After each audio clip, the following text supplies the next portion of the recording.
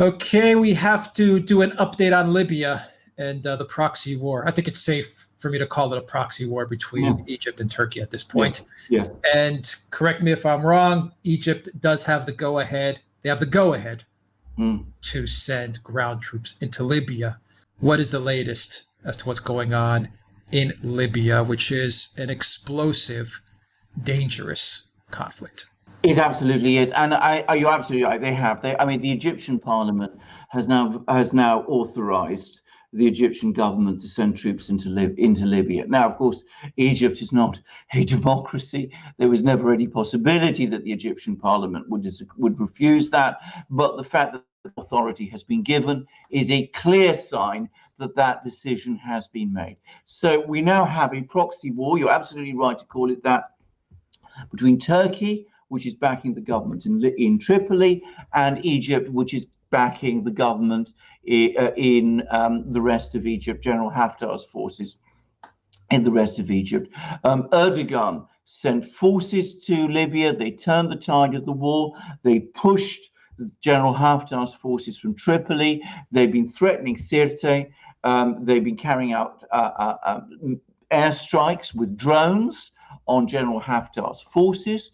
These have led to counterattacks, almost certainly, as I believe, by the Egyptian Air Force on Turkish bases. And now we see Egyptian troops, ground troops, on the brink of entering Libya itself. So Erdogan, as is always the way, he starts something and it turns out bigger than he expects. He finds himself not the undisputed victor in Libya, but now involved in a proxy war with Egypt, which is, of course, a country as powerful as his own militarily, but which has the advantage of being on Libya's border. Exactly. Geography. Egypt has the advantage of geography. What does it mean, Alexander, if, and I stress the word if, Libya does move ground troops in? What does that mean for the dynamic of the conflict? Does Turkey start moving in ground troops? Well, I think that there will come a point where if Turkey does that, and of course the trouble with Erdogan is that he's never very good at knowing when to stop. He's always, in the end, when faced with a catastrophe, pulled back, but he tends initially to double down. I expect that this news that the Egyptians are going to move into Libya is going to incense him, that he will double down, that he will try and send more troops to Libya, and that I think sooner or later there will be a clash, an armed clash between some of those troops and the Egyptian troops. He has no way directly of retaliating against the Egyptians. Egypt is too far away. It doesn't border Turkey. So he is in a position of disadvantage. So logically, what he ought to do is telephone his good friend, Mr. Putin in Moscow, who is no doubt sick of Erdogan's cause, but will nonetheless take one.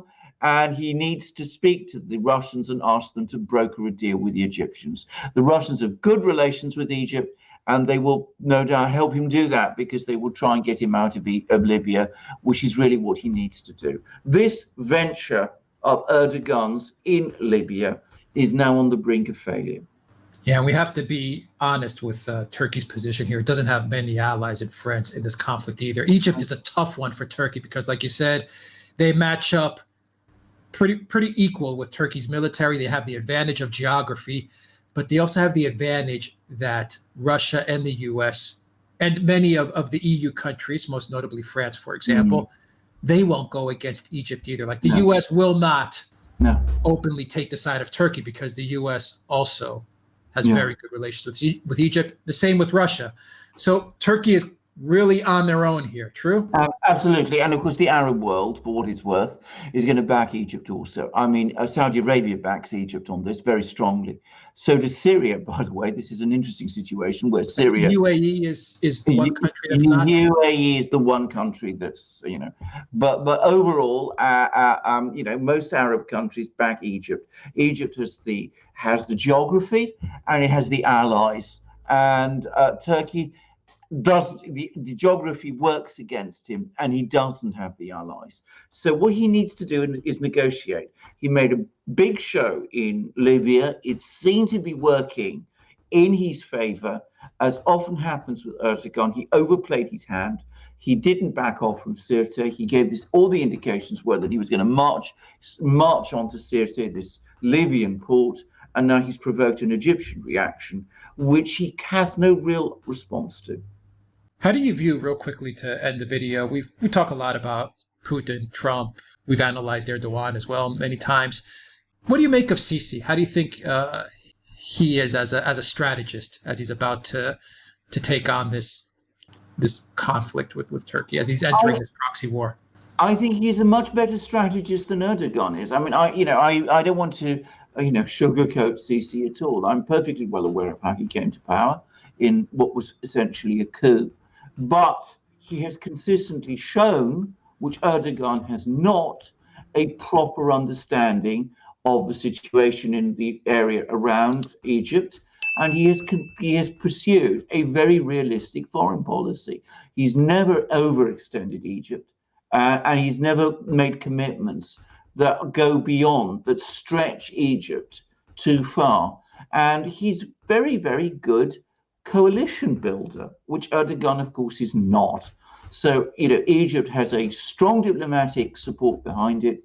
It's got, as you said, the backing of the Russians, most of the European countries, nearly all the Arab world.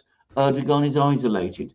And, of course, Sisi is a professional, trained military man. Erdogan isn't. So Sisi has a much better understanding of the nature of war than Erdogan does. All right. We will be following this story because it is a troubling story. We don't want to see an all-out conflict in Libya. That's for sure. Absolutely not. And of course, we don't want to see an all-out conflict between Egypt and Turkey, which, in the Eastern Mediterranean. Though this part of the Eastern Mediterranean, again, the Egyptians have all the advantages. I mean, Erdogan can send ships there, but ultimately it's Egypt that has the air power. And what we've seen is that, naval warships cannot operate in areas where they are not protected by aircraft. I mean, this is almost an iron rule now. Alexander Mercouris, Editor-in-Chief of the Duran. Thank you very much. Guys, if you like this video, click on the subscribe button, smash that like, go to PayPal, Patreon, and subscribe star. You'll find a link to those platforms underneath this video. And please donate to this small channel because we really need your help so we can become a big channel and take on the mainstream media. So donate to us there. And of course, go to the Duran shop, pick up some of our new magic mugs, some of our new apparel, t-shirts, and merchandise. I've got the Serbia mug right here. I've also got a US, a Greek, and the UK one, and I've got more on the way. The enamel mugs are coming. Indeed, and I've got Russia there too, and I've got the United States, and I've got Britain, and I think somewhere around here I've got Australia. There we go. Australia is there, as you can see, and of course there's Greece, which is another player in this part of the world. And I've got our own, which is our very own double-headed eagle symbol there that you can see. They're the best mugs in the world on the Duran. I've spoken about them often. You see how beautiful they are. We welcome suggestions for more national flags from our viewers. And if you go to the shop, you will find that we are now producing enameled mugs, and they are beautiful. They're stunning. They're absolutely marvelous. And we got a wonderful new range of shirts.